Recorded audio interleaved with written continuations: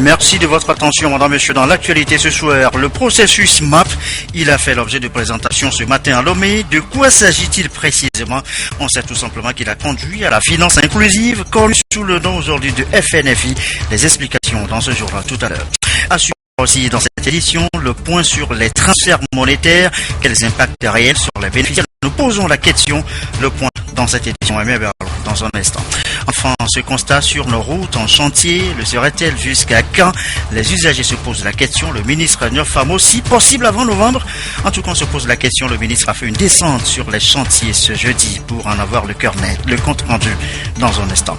Voilà, madame, monsieur, le sommaire, bienvenue, voici le journal. Bonsoir à tous. En langage diplomatique, cela s'appelle faire ses adieux. Talafa l'a fait ce matin au chef de l'État. L'ambassadeur du Sénégal dans notre pays est en fin de mission. Il a donc profité de sa rencontre avec le président Faure Gnassingbé pour faire le bilan de son séjour au Togo. Il le dit au micro de Patrice Boko. Son Excellence, Monsieur le Président de la République, Faure Gnassingbé m'a fait l'insigne privilège de m'accorder une audience au cours de laquelle je lui ai fait, à la fin de ma mission, je lui ai fait le bilan de l'action diplomatique que nous avons modestement menée dans la consolidation des excellentes relations qui unissent le Sénégal et le Togo. Ce sont des relations qui s'adossent à la personnalité de deux hommes d'État que tout unit, le président Macky Sall et le président Faure, qui sont des hommes de conviction, des hommes d'action, qui sont porteurs, chacun pour son pays et pour la sous-région ouest-africaine, d'une vision, une vision tournée vers le futur.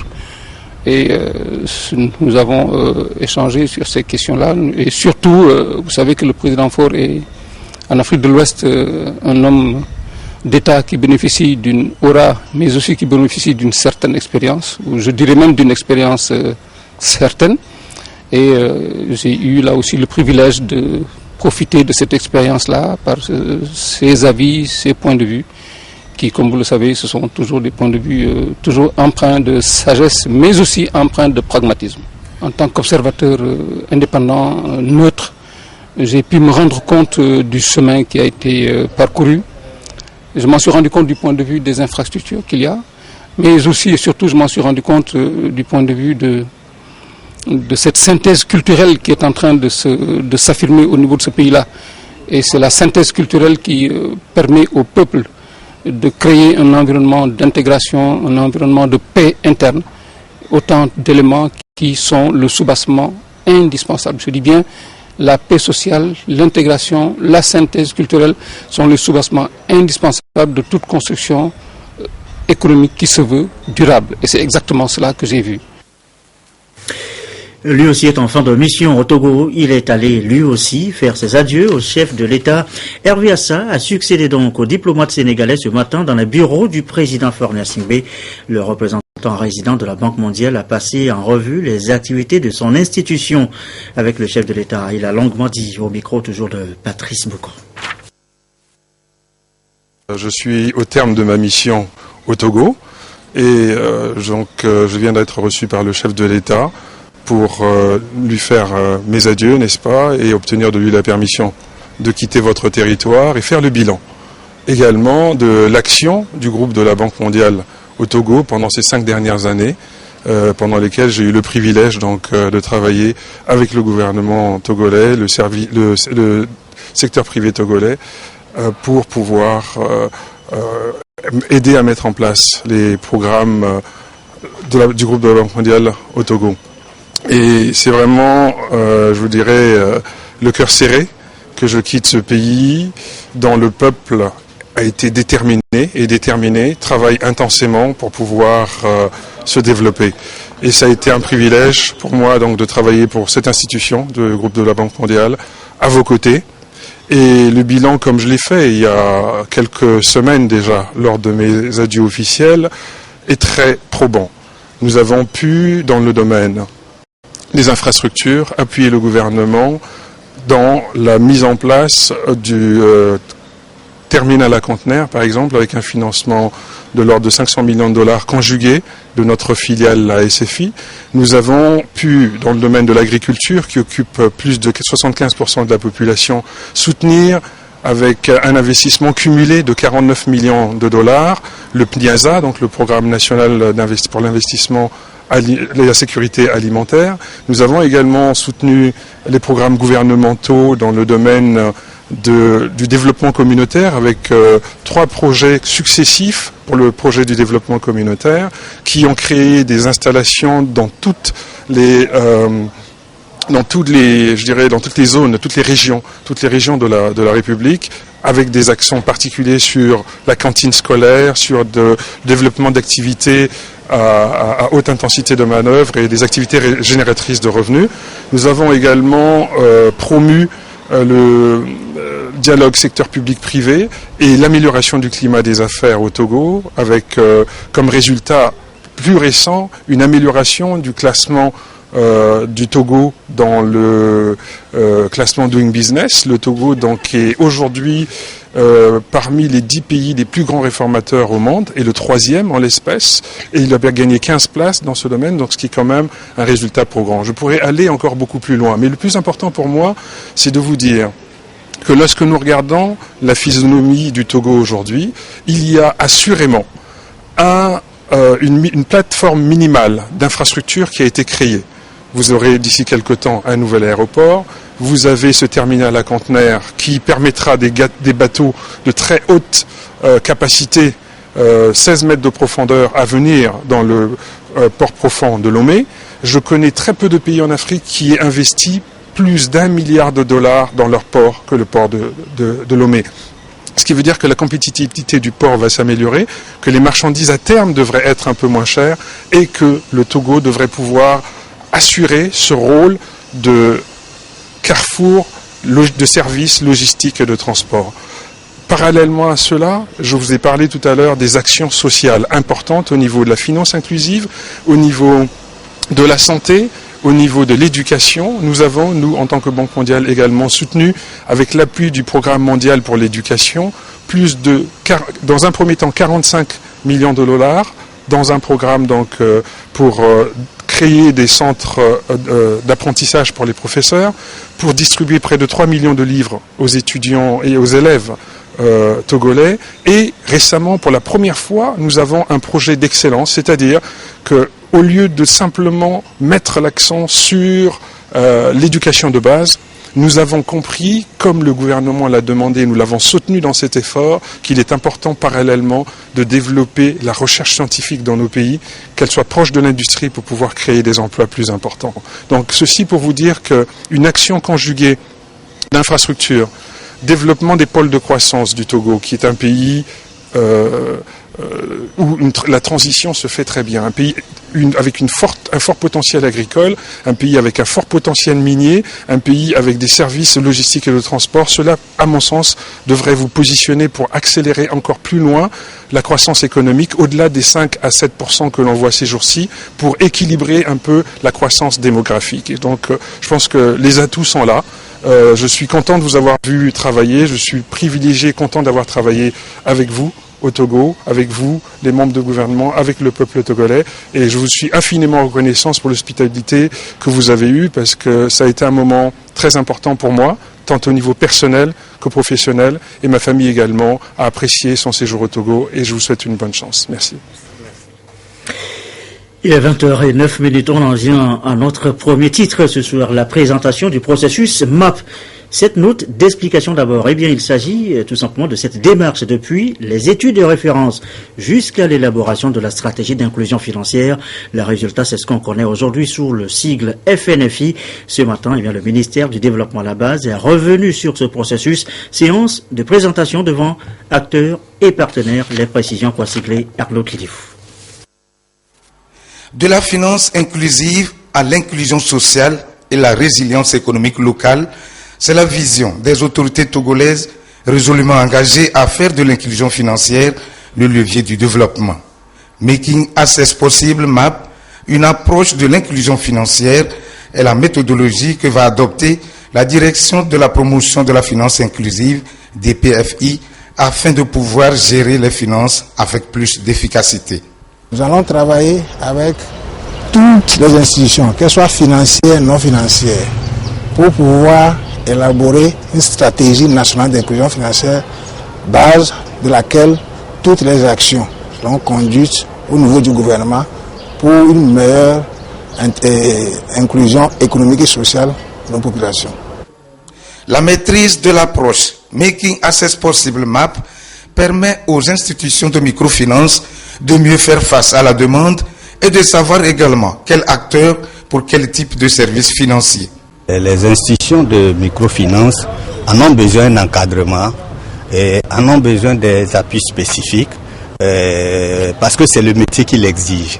Vous voyez la nature de l'activité, le groupe cible avec qui nous travaillons, ça veut dire de plus en plus en termes de gouvernance, en termes de professionnalisation, nous avons nécessairement besoin de travailler avec.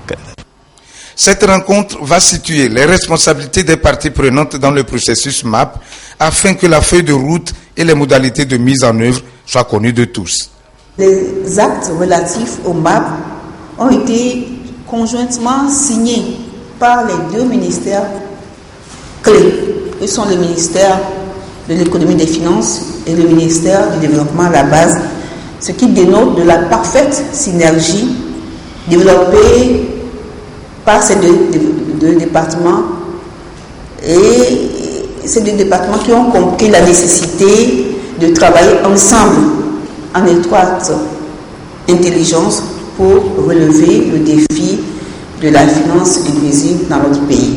Cet atelier permettra de poser les bases d'une redynamisation des activités de promotion de la finance inclusive au Togo. L'objectif visé est de faire connaître aux intervenants les modalités de conduite du processus et de façon spécifique, il s'agira d'expliquer le nouveau paradigme d'inclusion financière et la réalité togolaise, de présenter les modalités de mise en œuvre du processus MAP, d'exposer la feuille de route de ce processus, améliorer le cadrage de la mise en œuvre et obtenir l'adhésion de toutes les parties concernées. Les principaux partenaires impliqués sont le PNUD, la BOAD, la BAD, la Banque mondiale. Pour les prochaines étapes, il s'agira de finaliser le schéma et les modalités de financement. Et voilà, et ce processus, le résultat, le FNFI donne lieu aujourd'hui, vous le savez, à une vaste opération de transfert d'argent. On l'a appelé transfert monétaire. Quels impacts réels sur les bénéficiaires? Nous posons la question dans un instant. D'abord, le mécanisme de mise en œuvre de ce projet, les explications à Kara de Nestor Mouzou à la faveur d'une session de formation sur place à Kara donc. Lancé en janvier dernier par le chef de l'État, le projet pilote transfert monétaire vise à prévenir et à réduire la malnutrition chez les enfants de 0 à 5 ans. Chaque enfant ou femme enceinte identifiée bénéficie d'une allocation mensuelle de 5 000 francs CFA. 7 mois après son démarrage, les acteurs impliqués dans son exécution renforcent leur capacité sur les mécanismes et les outils nécessaires à l'éducation et à la sensibilisation des populations cibles. Nous sommes en train de travailler actuellement avec ce que nous appelons les responsables de zone. C'est des agents d'affaires sociales et qui doivent superviser tout ce qui se fait dans leur zone. Avant de superviser quelque chose, vous devez être en mesure de bien connaître la chose. Et c'est ce que nous faisons actuellement. La semaine prochaine, c'est les acteurs de terrain même, les ACPE et les agents communautaires de santé qui seront ici pour la protection. C'est pour que chacun connaisse mieux son rôle et l'assumer valablement. Le projet transfert monétaire est mis en œuvre dans les régions Kara et Savane pendant 30 mois. Il est financé conjointement par la Banque mondiale à hauteur de 2 milliards 275 millions et le gouvernement togolais avec 2 milliards 250 millions de francs CFA. Retour donc sur la question, les transferts monétaires, quels impacts réels sur les bénéficiaires, les femmes, les hommes, FNFI on va dire, les éclairages de Emi Abalo. En file indienne, chacune attend son tour. Ces femmes, issues de milieux défavorisés, se voient octroyer des subsides grâce au projet PDC+, par lequel elles bénéficient de transferts monétaires. 5 000 francs CFA pour gérer les charges auxquelles elles font face de façon mensuelle. Le projet est mis en œuvre à titre pilote et financé par le gouvernement togolais et la Banque mondiale dans les régions des savanes et de la Kara, identifiées comme les plus pauvres du pays. Dans ces zones où le taux de malnutrition est extrêmement élevé, cette opération cible les femmes enceintes à partir de leur 3e mois de grossesse, les enfants de 0 à 24 mois et ceux qui sont malnutris dont l'âge est compris entre 25 et 59 mois. L'initiative a été lancée en janvier 2015 par le chef de l'État togolais. Elle fait le bonheur des familles vulnérables et exposées à la précarité. Pour payer les savons, c'était difficile. Écraser la farine aussi, c'était difficile. Et je n'achetais pas les petits poissons pour l'enfant maintenant. Quand maintenant vous nous donnez les 5 000 là, je fais tout maintenant.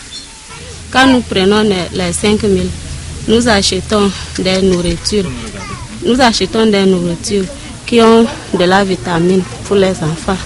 Et quand l'enfant a un peu le corps chaud, on a dedans 50 francs, 100 francs pour acheter pour l'enfant. Et encore du savon.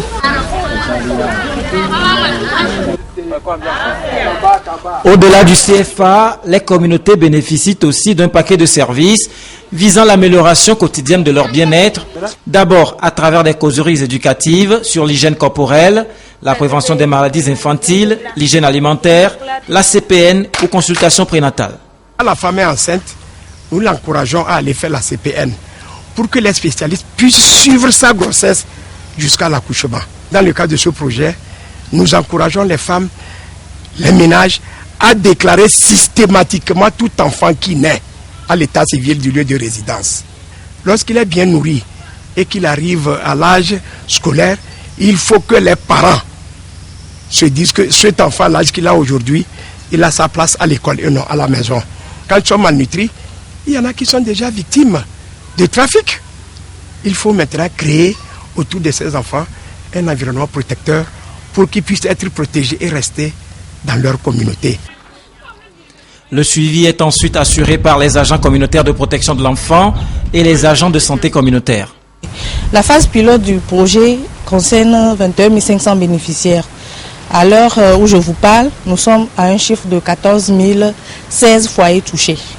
Donc d'ici 3 ans, nous espérons atteindre ce nombre de 21 500 dans l'ensemble des 2 régions du Togo. Au vu des résultats encourageants obtenus, illustrés au quotidien par les changements positifs qui s'opèrent dans les communautés bénéficiaires, le projet ambitionne à moyen et long terme d'atteindre les populations les plus pauvres des autres régions du pays. Pour qui nous devons nous mobiliser, oui, tous mobiliser pour les droits de nos mamans, de nos sœurs, de nos épouses. Appel lancé ce soir, vous allez l'entendre tout à l'heure, par la ministre de l'Action sociale. Appel à la veille de la 53e journée de la femme africaine. C'est demain, 31 juillet. L'autonomisation des femmes reste d'actualité. Clarisse Atikle. Divers programmes et stratégies sont mis en place au Togo pour favoriser l'autonomisation de la femme. Le 31 juillet de chaque année, les communautés d'Afrique célèbrent la journée de la femme africaine. Et pour la 53e fois consécutive, le Togo se joint à cet événement pour une fois encore mettre en exergue toute l'importance de la femme dans la société. Cette journée, instituée en l'honneur des femmes africaines, a pour objectif de lutter contre l'ignorance et l'injustice en vue de réhabiliter la femme dans ses droits. Cette journée a aussi pour but de rappeler que les femmes africaines ont été et seront toujours à l'avant-garde de la lutte pour l'émancipation et le développement. Avec 51,4% de représentativité de la population, selon le dernier recensement général de la population et de l'habitat, elles sont moins représentées dans les instances de prise de décision. Le thème de la journée au Togo, autonomisation des femmes pour un développement inclusif, est donc un appel pour relever les défis. Il s'agit entre autres d'accélérer la mise en œuvre du plan d'action de la politique nationale de l'égalité et de l'équité de genre, de vulgariser les dispositions légales et réglementaires relatives à la promotion de la femme, de lutter contre les pesanteurs socio-culturelles, d'encourager les femmes à développer la confiance en soi et l'esprit de créativité, d'intensifier l'alphabétisation fonctionnelle des filles et des femmes. Ce thème indique à suffisance la volonté des plus hautes autorités de ce pays d'offrir aux femmes et aux jeunes filles les possibilités de réaliser leur potentiel au même titre que les hommes. Ce thème sera également au cœur des causeries, débats, conférences, émissions télévisées et radiodiffusées sur l'ensemble du territoire. L'apothéose de la Journée de la femme africaine, c'est ce vendredi à 14h30 au Palais des Congrès de Lomé. Ce constat à présent, allons sur nos routes à Lomé et Celle, en chantier. Le travail, il avance ou pas? Le ministre de la Femme a justement voulu faire le constat de Vésu ce matin. Chose vue sur place, Chastim Nabaga. Donner un coup d'accélérateur aux travaux de réhabilitation, de renforcement et d'assainissement des routes à Lomé, voilà ce qui motive cette sortie du ministre des Infrastructures et des Transports, Nissa Union Femme. Sur l'avenue de la Victoire entre Todman et la lagune de Nyekonakwe, les travaux vont bon train. Le tronçon long de 2,6 km est dédoublé en 2 fois 3 voies avec des caniveaux. Un rond-point est en cours d'aménagement au niveau de la station Cap à Casablanca. Pour l'entreprise de construction Sogia Satom, les travaux sont réalisés à plus de 50%. Cependant, ils butent sur des installations des réseaux d'adduction d'eau, de téléphonie et d'électricité. Dans le cadre de travaux de réhabilitation sur des chaussées déjà existantes, il y a déjà des concessionnaires et des réseaux en place sur lesquels il faut adapter, remplacer quand c'est nécessaire. Tout ça se fait en collaboration avec les services de la TDE, les services de la CET et de Togo Télécom. Le fait que les réseaux soient parfois anciens font qu'ils ne sont pas repérés sur les plans. Donc à l'avancement des travaux, on découvre au fur et à mesure les réseaux. Et à chaque nouvelle découverte, il faut adapter la méthode et effectivement trouver une solution. Ce qui peut parfois prendre plus de temps que prévu quand les réseaux sont plus nombreux ou à des endroits qui gênent l'avancement du chantier. L'avenue Augustino de Souza, qui va de l'hôtel de la Paix au carrefour Mèche Amina, connaît aussi des travaux de réhabilitation. Longue de près de 3 km, l'accent est mis sur les ouvrages d'assainissement. Des canaux sont en construction pour régler la question des inondations récurrentes sur cette voie. Ici aussi, les travaux sont au ralenti par d'anciennes installations d'adduction d'eau qui ne figurent sur aucun plan directeur, ce qui oblige les entreprises à travailler à tâtons.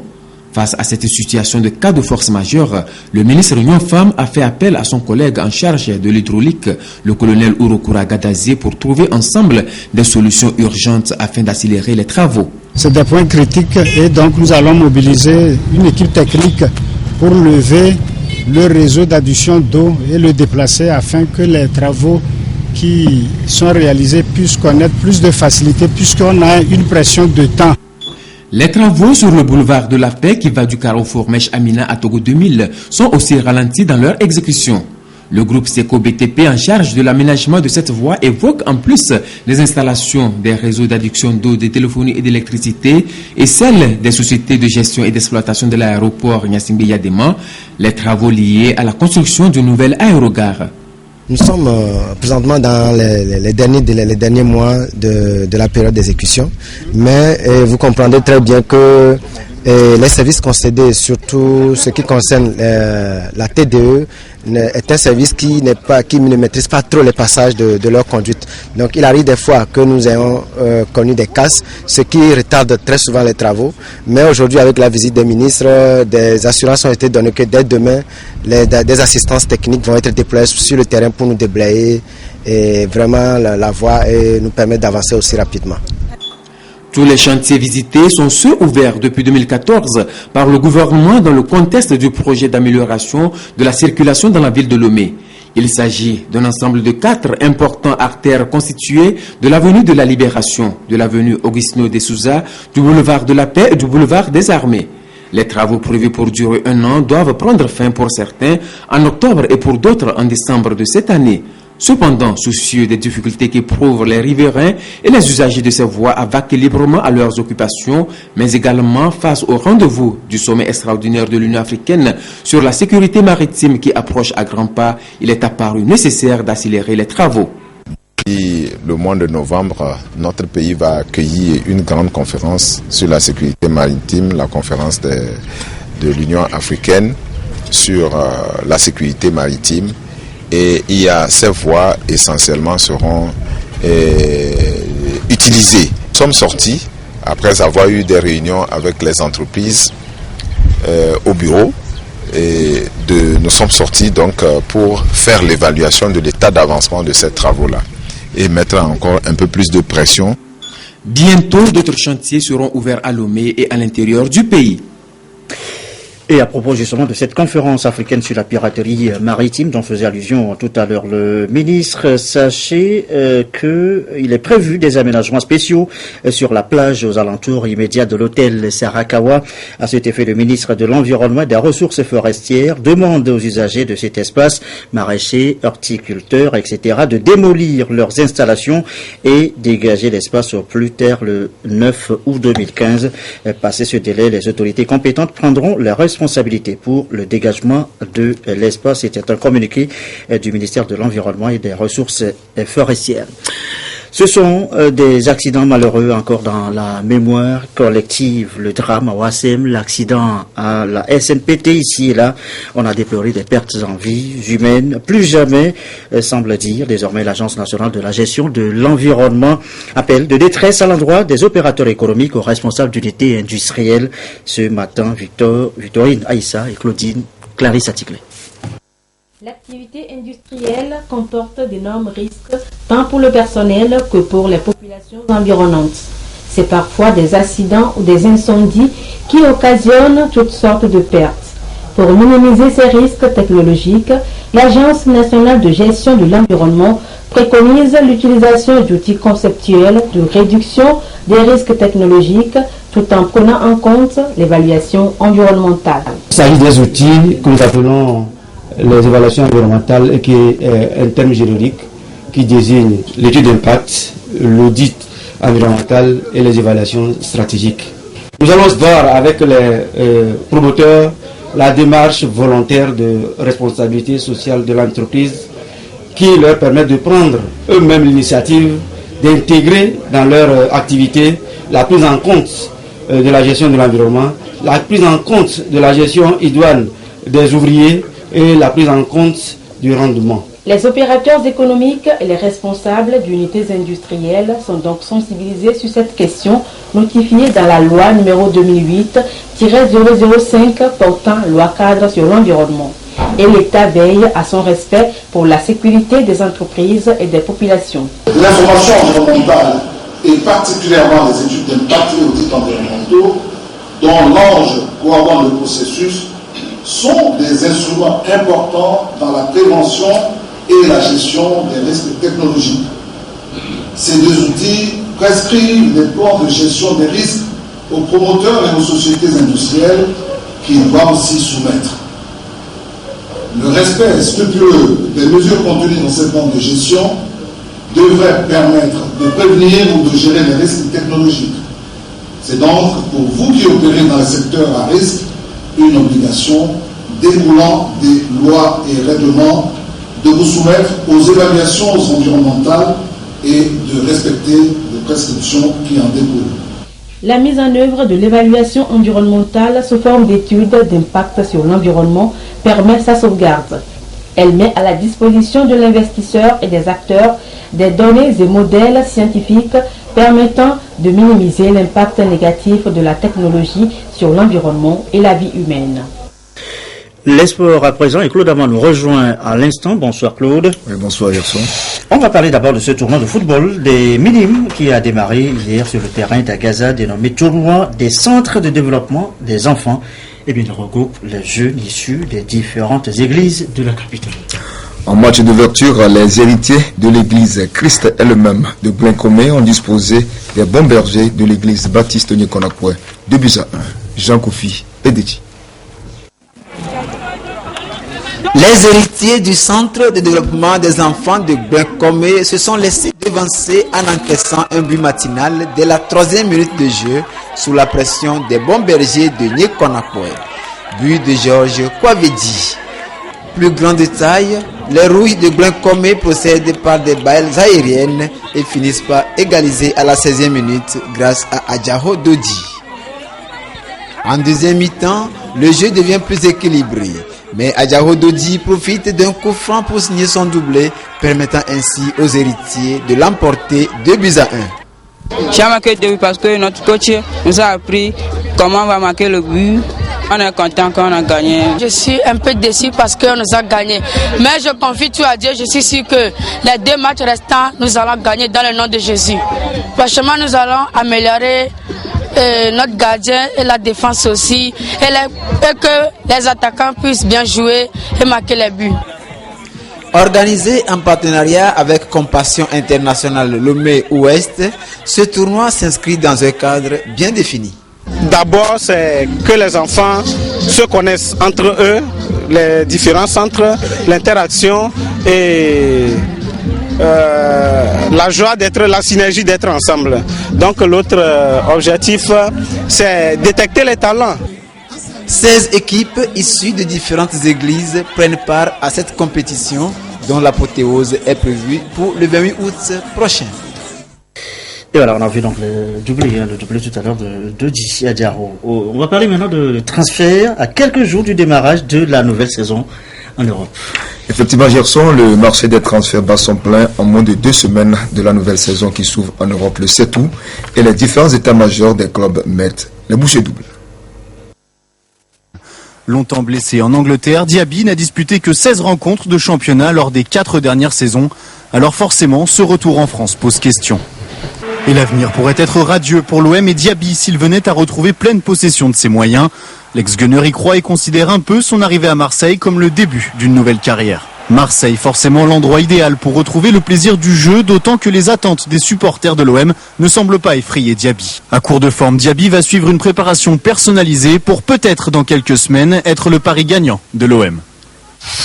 Quel club va rejoindre Yoann Gourcuff? Après l'avoir envoyé à Bordeaux il y a quelques semaines, la rumeur l'annonce aujourd'hui du côté de Montpellier. Champion de France 2009 avec les Girondins, l'international français avait été recruté par l'Olympique Lyonnais en 2010 pour 22 millions d'euros hors bonus. 5 saisons ratées plus tard, Gourcuff est libre. À 29 ans, il cherche la relance. Montpellier, 7e du dernier championnat, et son entraîneur Roland Courbis accueilleront-ils le natif de Pleumeur? Affaire à suivre. Il pourrait faire son grand retour en Première Ligue. Dimitar Berbatov est sur les tablettes d'Aston Villa. Selon la presse britannique, Tim Sherwood, l'entraîneur des Villains, apprécie le profil de l'attaquant bulgare. Âgé de 34 ans, Berbatov est libre de tout contrat après 2 saisons et 13 buts inscrits en championnat à Monaco. Si Berbatov rejoignait Aston Villa, il s'agirait de son 4e club en Première Ligue après Tottenham, Manchester United et Fulham. Aston Villa devrait poursuivre son marché en Ligue 1 puisqu'après Ayou et Amavi, c'est un autre Jordan qui pourrait rejoindre Birmingham. Le Nantais Jordan Verretou est également très proche de rejoindre l'équipe de Tim Sherwood. La vieille dame s'intéresse à un gamin, Adrien Rabiot, le milieu de terrain de 20 ans du Paris Saint-Germain est dans le viseur de la Juventus. Selon les médias transalpins, les Bianconeri aimeraient se renforcer au milieu après les départs de Pirlo et de Vidal. Adrien Rabiot, en manque de temps de jeu à Paris, pourrait se laisser séduire par le projet du club italien. Mais les dirigeants de la Juve devront convaincre ceux du PSG, un club avec lequel Rabiot est sous contrat jusqu'en juin 2019. Et Gerson, et voilà, c'est tout pour ce soir. Samedi, Alfred Kolani animera une émission spéciale sur le football togolais avec ses invités à partir de 13h45. On sera au rendez-vous. Merci Claude, je vous offre une dernière image de sport. C'est, vous allez le voir, c'est scène d'hystérie à l'aéroport de Montréal. Des dizaines de supporters de l'Impact, le club local, ont accueilli presque un héros, un certain Didier Drogba. À 37 ans, l'attaquant ivoirien, ancien joueur de Chelsea, a décidé de terminer sa carrière sous les couleurs de Montréal. Fin de cette édition. Votre soirée se poursuit sur la télévision togolaise. La météo juste après. Cléo Sabine Poko à suivre ce soir à partir de 21h le magazine Togo en vidéo. Un magazine qui lance les 42 ans de notre chaîne, de votre chaîne, la TVT. 22h30, nos dernières infos. Merci à vous qui nous suivez ce soir à Lomé dans ses banlieues, à Nairobi au Kenya sur la télévision togolaise et comme d'habitude toujours fidèlement. Belle soirée.